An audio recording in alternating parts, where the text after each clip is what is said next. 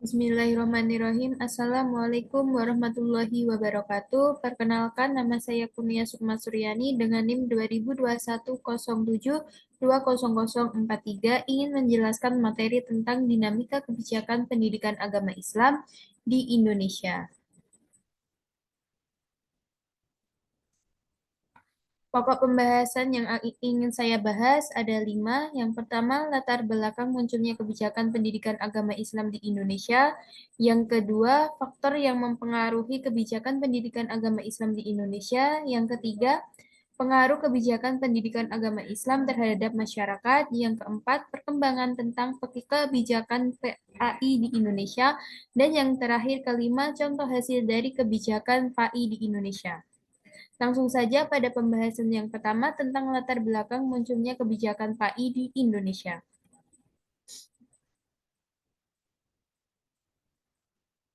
Kebijakan menurut William N. Dunn merupakan suatu aktivitas intelektual dan praktik yang bertujuan untuk menciptakan secara kritis serta menilai dan mengkomunikasikan pengetahuan tentang yang ada di dalam proses kebijakan pendidikan.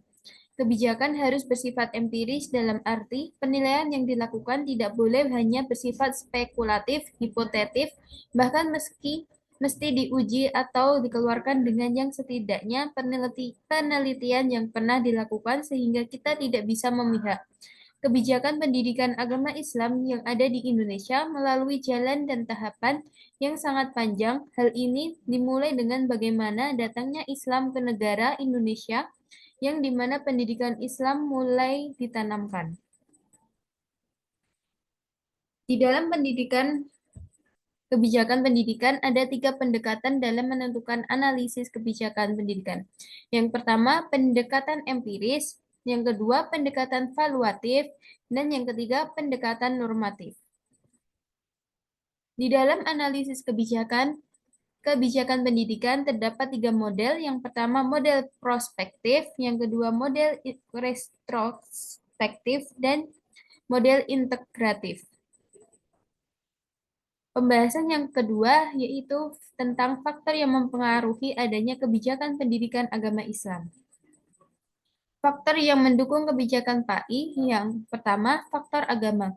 Perumusan tentang visi misi serta sifat pendidikan Islam yang merupakan hal penting yang belum sempat terpikirkan walaupun berbagai isyarat di dalam Al-Quran dan Al-Hadis dan berbagai sumber ajaran Islam lainnya dapat dijadikan sebagai rumusan untuk misi, visi, dan sifat pendidikan Islam.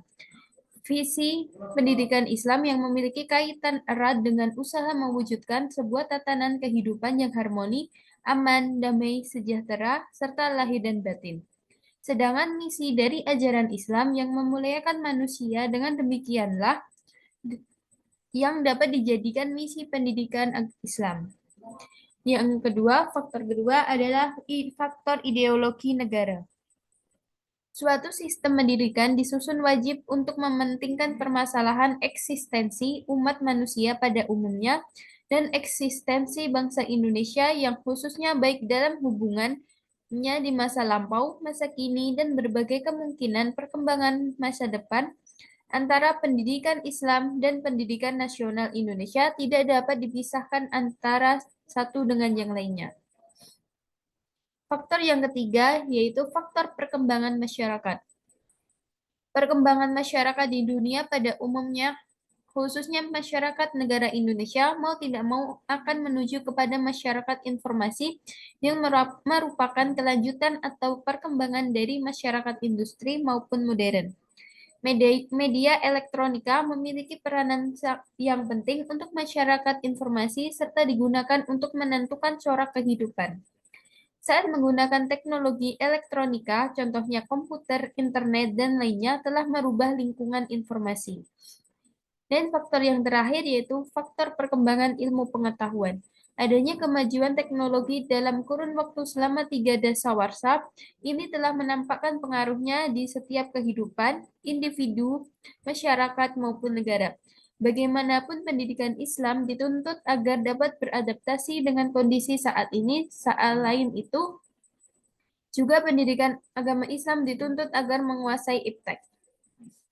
Pembahasan yang ketiga yaitu tentang pengaruh kebijakan pendidikan agama Islam terhadap masyarakat. Sejak awal perkembangan di Islam di Indonesia, pendidikan menjadi hal yang sangat diutamakan dan menjadi perhatian bagi masyarakat dan pemerintah, khususnya masyarakat Muslim yang ada di negara Indonesia. Pendidikan agama Islam merupakan pendidikan yang di dalamnya mempunyai komponen serta aspek yang mempunyai landasan pada ajaran agama Islam, baik itu visi, misi, tujuan, proses pembelajaran, pendidik, peserta didik, hubungan pendidik, dan peserta didik, kurikulum, bahan ajar, sarana prasarana, pengelolaan lingkungan, dan aspek atau komponen pendidikan lainnya yang didasarkan pada ajaran Islam tersebut. Pengaruh dari adanya kebijakan pendidikan Islam yang ada dua. Yang pertama pengaruh pengetahuan dan pengaruh nilai moralitas. Pembahasan yang keempat yaitu perkembangan kebijakan PAI di Indonesia. Kebijakan pendidikan agama Islam yang berada di negara Indonesia ini hanya fokus terhadap suatu ranah pendidikan yang telah disesuaikan dengan alur dan sebuah mekanisme yang mengenai tentang pengambilan suatu kebijakan yang ada di dalam dunia pendidikan tersebut. Kebijakan pendidikan agama Islam ini juga menjadi sebuah kajian yang sangat penting dan mulai banyak dipandang oleh pakar dan juga akademisi. Kajian dari kebijakan pendidikan agama Islam ini perlu diawali dengan adanya sebuah pemahaman tentang kebijakan pendidikan itu sendiri. Kebijakan pendidikan terjadi di era Orde Lama, era Orde Baru, dan era Reformasi. Tiga dinamika perubahan kebijakan. Kebijakan PAI pada Orde Lama. Pada masa itu, kebijakan pendidikan agama Islam ini berawal dari adanya suatu gagasan Menteri Pendidikan dan Pengajaran Ki Hajar Dewantara yang telah menyampaikan sebuah ide bahwa pendidikan agama Islam harus dipelajari dan diajarkan di sekolah. Pada awal kemerdekaan, kebijakan pendidikan agama Islam kemudian dimasukkan ke dalam sebuah peraturan bersama dengan Menteri Pendidikan, Pengajaran, dan juga Kebudayaan dengan Menteri Agama yang telah memutuskan tentang penyelenggaraan pendidikan agama yang ada di sekolah yang ditetapkan mulai pada tanggal 1 Januari 1947. Sedangkan pada kebijakan PAI pada Orde Baru, pada saat terdapat sistem yang efektif, mata kuliah pendidikan agama Islam yang berada di universitas yang telah menghadapi sebuah perubahan-perubahan teknis yang berada dalam kurikulum tersebut secara umum juga telah dijelaskan mengenai suatu perkembangan yang signifikan dari kebijakan PAI tersebut.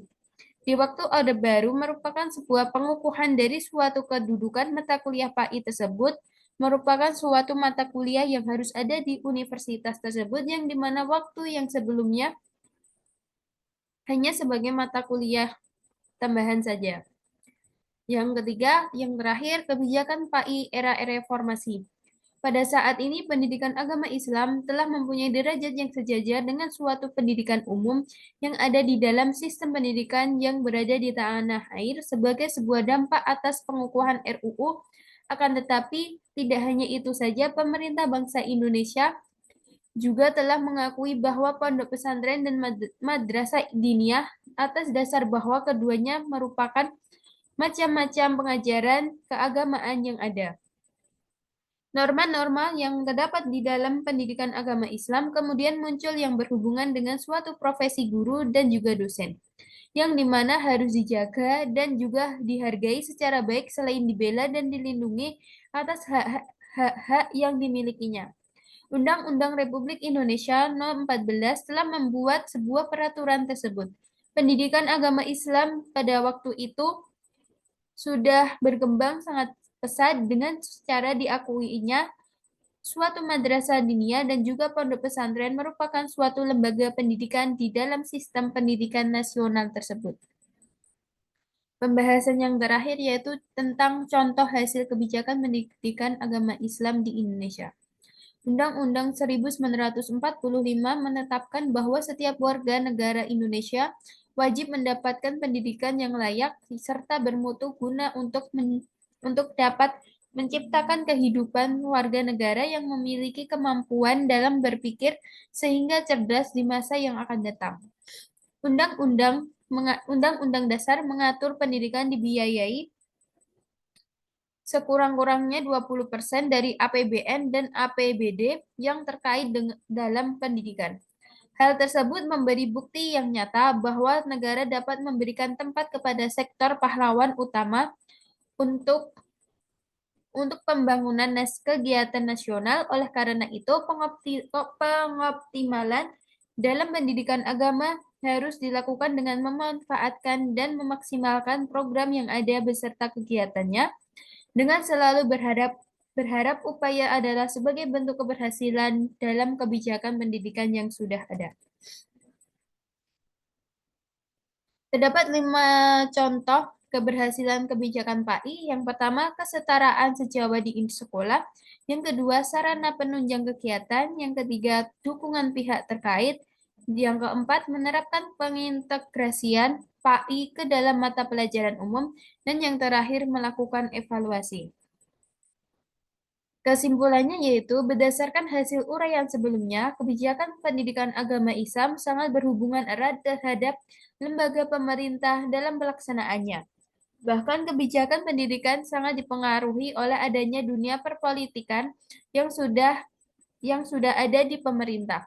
Kebijakan pendidikan agama Islam selalu berubah-ubah sesuai perkembangan zaman dan kegunaannya. Namun, tujuan yang dimiliki tetap sama untuk menciptakan kebijakan pendidikan yang lebih baik dari yang sebelumnya. Kebijakan pendidikan ini dibuat untuk memberi jawaban serta aspirasi yang diberikan masyarakat terhadap pemerintah yang dikatakan sebagai organisasi atau sebuah lembaga pencetus kebijakan pendidikan yang ada di negara Indonesia. Kebijakan ini juga selalu memiliki hasil-hasil yang akan selalu dievaluasi secara terus-menerus oleh sebuah lembaga pemerintah yang dikembangkan melalui pengamatan yang ada baik di lingkungan masyarakat dan sekitarnya, sehingga dinamika-dinamika yang ada dapat terselesaikan secara baik.